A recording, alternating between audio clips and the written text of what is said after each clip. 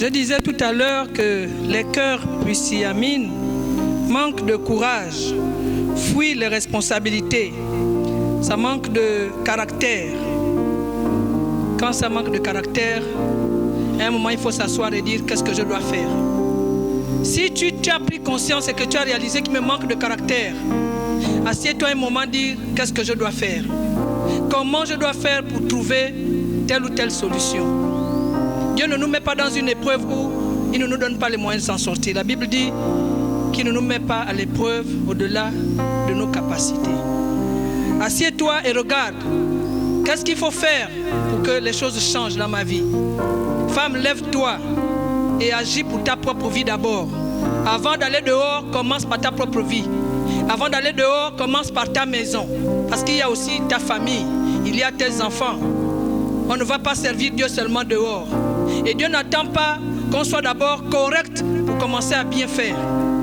Mais on cherche à être correct pour bien faire les choses. Les cœurs sages, ce sont ceux-là qui affrontent, qui n'ont pas peur, qui savent que si je vais là, je vais sortir par ici, je vais réussir. Ça ne se décourage pas vite, le cœur sage. Parce que le cœur sage prend le temps de s'asseoir, de voir les choses plus loin. C'est pour ça, dans l'Ecclésiaste, il est dit que le sage a les yeux sur la tête. Ça veut dire qu'il voit plus loin que ce que tout le monde voit. Il prévoit, il est prévoyant, il est vigilant. Il prend du temps avant de décider de faire quelque chose. Mais lorsqu'il faut aussi faire quelque chose, il y a de la promptitude. On ne procrastine pas. Parce que ce que Dieu nous donne aujourd'hui, ce n'est pas forcément ce qu'on aura demain. On ne procrastine pas. Le cœur sage sait que c'est maintenant ou jamais je dois faire. Et c'est pour ça qu'à tes résolutions répondra le succès selon Job 22, verset 28. Il a dit que là nous sommes dans le travail de la fin. C'est pour ça que je parlais des signes eschatologiques. Nous sommes dans le travail de la fin. Nous sommes dans les finitions.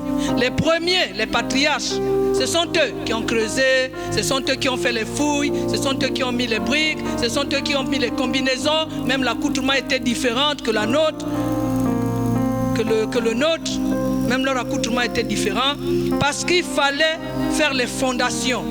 Parce qu'il fallait commencer le travail. Et souvent les commencements sont difficiles. Nous sommes dans les finitions. C'est selon Matthieu 20, 28 que nous allons lire. Nous allons voir quel genre des ouvriers nous sommes. Femmes, nous allons lire ensemble. Matthieu 20, 28. À partir du verset 28, chapitre 20.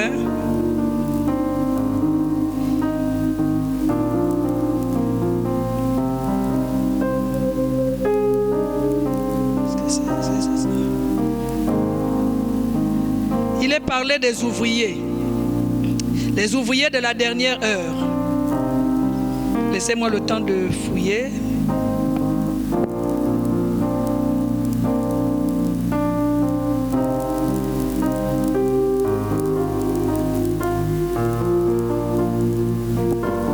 Voilà 20 à partir du verset 1er.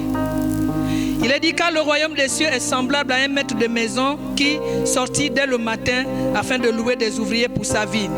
Il convint avec eux d'un denier par jour et il les envoya à sa vigne. Il sortit vers la 3e heure et il en vit d'autres qui étaient sur la place sans rien faire. Il leur dit allez aussi à ma vigne et je vous donnerai ce qui sera raisonnable. Et ils y allèrent. Il sortit de nouveau vers la 6e heure et vers la 9e heure et il fit de même. Étant sorti vers la 11e heure, il en trouva d'autres qui étaient sur la place et il leur dit « Pourquoi vous tenez-vous ici toute la journée sans rien faire ?» Ils lui répondirent « C'est que personne ne nous a loués. Allez aussi à ma vigne, leur dit-il. » Quand le soir fut venu, le maître de la vigne dit à son intendant « Appelle les ouvriers et paye-leur le salaire en allant des derniers aux premiers. » Ceux de la 11e heure vinrent et reçurent chacun un denier. Les premiers vinrent ensuite, croyant recevoir davantage, mais ils reçurent aussi chacun un denier. En le recevant, ils murmurèrent contre le maître de la maison et dirent « Ces derniers n'ont travaillé qu'une heure, et tu les traites à l'égal de nous, qui avons supporté la fatigue du jour et la chaleur. » Il répondit à l'un d'eux « Mon ami, je ne t'ai pas fait je ne te fais pas tort. N'es-tu pas convenu avec moi d'un denier? Prends ce qui te revient et va-t'en. Je veux donner à ce dernier autant qu'à toi. Ne m'est-il pas permis de faire de mon bien ce que je veux? Ou vois-tu de mauvais œil que je sois bon? Ainsi les derniers seront les premiers et les premiers seront les derniers. Cette parabole nous révèle les temps que nous vivons actuellement. C'est pour ça que j'ai dit, les patriarches, eux, ils ont travaillé pour nous, ils ont fait le commencement de l'œuvre. Et l'Église a commencé aussi également avec les apôtres dans le Nouveau Testament. Parce que pour les patriarches, c'était les synagogues, c'était tout ça. Mais pour notre temps, les apôtres ont commencé le travail. Parce que l'Église a commencé quand les apôtres ont reçu le baptême du Saint-Esprit. À la venue du Saint-Esprit. Alors les apôtres ont fait tout le travail. Les 12 ont remué le monde entier. Ils ont fait le boulot le plus compliqué. Ce sont eux qui ont fait les fouilles. Ce sont eux qui ont pris tout genre de matériaux pour que le travail soit fait. Ils ont fait les fondements. Et Jésus pouvait dire à Pierre, sur cette pierre je bâtirai mon église. Mais avant tout, il a demandé à Pierre, m'aimes-tu? L'œuvre du Seigneur, il faut l'aimer. Il faut d'abord aimer Dieu pour le faire, pour la faire. Il faut aimer Dieu. Pour que Pierre ait la capacité de gérer les autres, il fallait d'abord aimer Dieu. Tous les services que nous faisons, c'est sur la base de l'amour de Dieu. L'amour que Dieu a déversé dans nos cœurs. Donc je disais, nous sommes les ouvrières de la dernière heure. Femme, tu es ouvrière de la dernière heure. Je suis ouvrière de la dernière heure. C'est maintenant, il faut se lever parce que la nuit arrive. Et la dernière heure, il y a le coucher du soleil. La dernière heure, il y a le crépuscule. Tout le monde a toujours envie d'admirer, oh, le coucher du soleil, que c'est beau. Mais c'est aussi la nuit qui arrive. Jésus pouvait dire, je dois faire l'œuvre de mon Père pendant qu'il est encore jour. Parce que la nuit vient où je ne pourrai plus rien faire. Oui, nous sommes au crépuscule du jour. Les ouvriers de la dernière heure n'ont pas connu la fatigue, c'est vrai. Mais c'est bien de faire les finitions. Parce que c'est les finitions qui déterminent si le travail a été bon. C'est les finitions qui montrent la beauté de ce qui a été fait. Nous sommes les privilégiés. Nous faisons le travail de la finalité, le travail de la fin, avant que Christ ne revienne. Parce qu'il viendra chercher l'église, l'épouse, ou la femme qui est sans reproche, ni tache, ni ride. Nous avons encore la capacité de faire ces choses parce que nous avons la grâce. Mais c'est aussi la parole qui dit dans les Proverbes 31 qui dit que la grâce est trompeuse. Prends garde, femme, parce que la grâce est trompeuse. Tu vas dire non, Dieu connaît mes faiblesses, Dieu connaît qui je suis, mais Dieu sait que ce n'est qu'une grâce. Tu ne l'as pas méritée. C'est la grâce qu'il nous a offerte. C'est maintenant qu'il faut se lever. Lève-toi et prends la bonne direction. Lève-toi et fais ce qui est convenable, ce qui est juste. Lève-toi et fais ce qui reçoit l'approbation divine. Lève-toi et fais ce qui reçoit, ce qui est vertueux. Travaille et agis parce que cela te concerne. Si tu ne fais rien, assurément tu vas être surprise. Mais la femme sage ou le cœur sage ne se laisse pas surprendre. C'est un cœur avisé, c'est un cœur prudent. Sois prudente, femme. Lève-toi et agis. Lève-toi et travaille. Les temps sont mauvais. Si tu dois parler à Jésus de quelqu'un, à quelqu'un de Jésus, c'est maintenant qu'il faut le faire. Si tu n'as pas encore parlé à ta famille que Jésus revient bientôt, c'est maintenant qu'il faut le faire. Femme, si tu n'as pas encore pris Jésus, c'est maintenant qu'il faut le faire. Parce que pour lui, tu es son trésor. Il a tout abandonné parce que tu es son trésor. Il a préféré tout vendre pour venir acheter le champ là où il t'a retrouvé parce que tu es son trésor. Tu es le trésor de Jésus. Ne laisse pas que l'ennemi vienne ravir pendant que lui part tout vendre pour toi. Ne laisse pas que l'ennemi vienne te détourner alors que tu es une grande valeur. Toi, tu es la valeur. Toi, tu es le trésor. Le trésor, c'est une grande valeur. On ne déplace pas le trésor comme on veut. Nous sommes dans les temps de la fin. Nous savons ce qui se passe. Nous avons cette pandémie dont tout le monde parle. Et je n'aime pas prononcer ce nom parce qu'il n'est la couronne de personne. Sa signification, c'est la couronne. Mais il ne peut pas être couronne pour moi. Ma couronne, c'est Jésus. Cette pandémie fait parler de plusieurs choses. Il y a l'économie du monde qui prend un coup. Il y a la vie de tous les jours. Tout tourne au ralenti. Mais regarde, ouvre les yeux et vois que cela te concerne. Et prends la bonne direction, femme. Regarde et vois que tu dois partir maintenant. Parce que tu risques d'être surprise. C'est maintenant qu'il faut le faire. C'est maintenant qu'il faut le faire, femme. Les jours sont mauvais. Les jours sont dangereux. Si tu n'es pas stable, commence à chercher la stabilité. Je disais que nous sommes dans les temps de la fin et nous faisons les finitions du travail. Et les finitions, c'est la peinture. Les finitions, c'est le décor. Les finitions révèlent la beauté de l'œuvre. Ça révèle la beauté du travail qui a fait suer plusieurs. Tu es parmi celles-là que Dieu a sélectionnées pour révéler la beauté de l'œuvre. Tu es parmi celles-là que Dieu a sélectionnées pour révéler ce que Dieu a mis en toi. Ne t'arrête pas parce que la réalité est là. Non, il y a la réalité, mais qui est différente de la vérité. Vas-y vers la vérité et trouve les bases qu'il faut. Vas-y vers la vérité et trouve les fondements, parce que les fondements sont déjà posés. De toutes les manières, ce n'est plus là-bas ton travail. Tu es dans les finitions.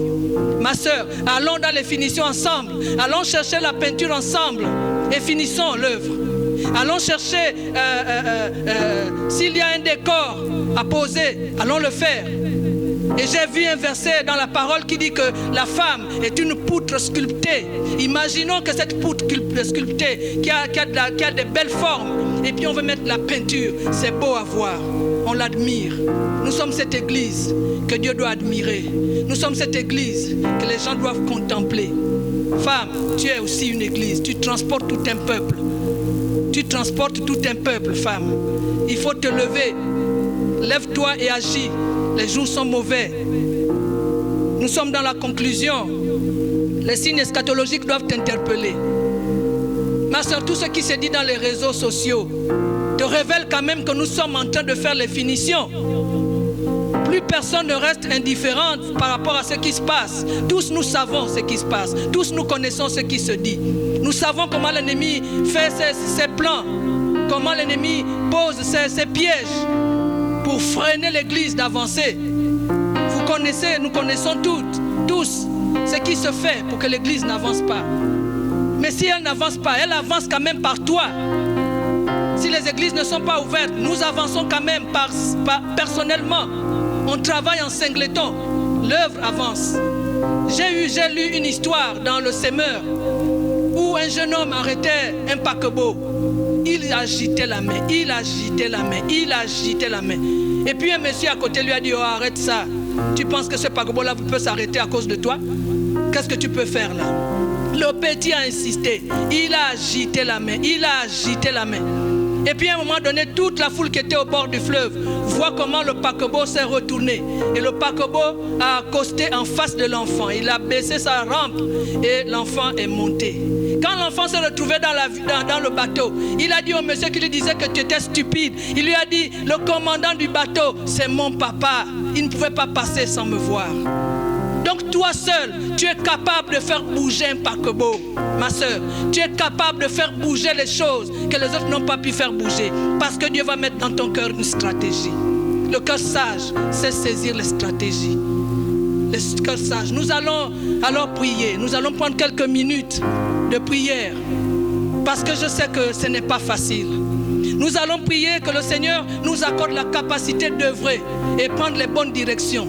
Prendre les bonnes résolutions. Femme, là où tu es, prends la position qui te sied et mets-toi dans la présence du Seigneur et qu'ensemble nous prions. Nous allons supplier le Seigneur de nous donner la capacité de faire les finitions, de faire son œuvre dans les temps qui sont aussi précaires que ceux que nous traversons. C'est maintenant où Dieu doit venir à notre secours. Ensemble nous prions. Père Céleste, ô Éternel des armées, nous voici devant toi parce que les temps sont mauvais. Mon Dieu, nous ne voulons pas seulement nous arrêter sur la lettre, mais nous voulons aussi découvrir ce qui est enfoui dans l'esprit de la parole. Pardonne que chacun prenne la position qu'il faut. Que chacune des femmes, celle qui s'est levée, celle qui suit ce séminaire, se lève et prenne la résolution de travailler. Se lève et prenne la résolution d'agir. Qu'elle se lève et prenne la résolution de prendre les bonnes directions. Qu'elle se lève et prenne la résolution de prendre les bonnes décisions. Qu'il n'y ait pas, oh Dieu, de procrastination. Qu'il n'y ait pas de cœur pusillanime, parce que les temps sont mauvais. Nous voulons tout ensemble avancer. Oh Dieu, nous voulons nous tenir par la main pour qu'aucune femme ne reste, qu'aucune femme ne perde la bataille, quelles que soient les épreuves qu'elle peut traverser, qu'elle soit semblable semblable à ce rameau. Le vent peut souffler, les tempêtes peuvent arriver, les tsunamis peuvent se lever. Oh, le rameau reste debout. Il n'accepte pas de s'incliner parce que tu nous as donné les capacités de tenir avec toi. Père, déverse dans nos cœurs cet amour de servir, cet amour du service. Ah Seigneur, que nous te servions avec notre cœur. Nous refusons de paraître, mais nous voulons te servir avec ce que tu as mis en nous. Et parce que tu nous as revêtus de ce qui est particulier. Donc que ces temps, Seigneur,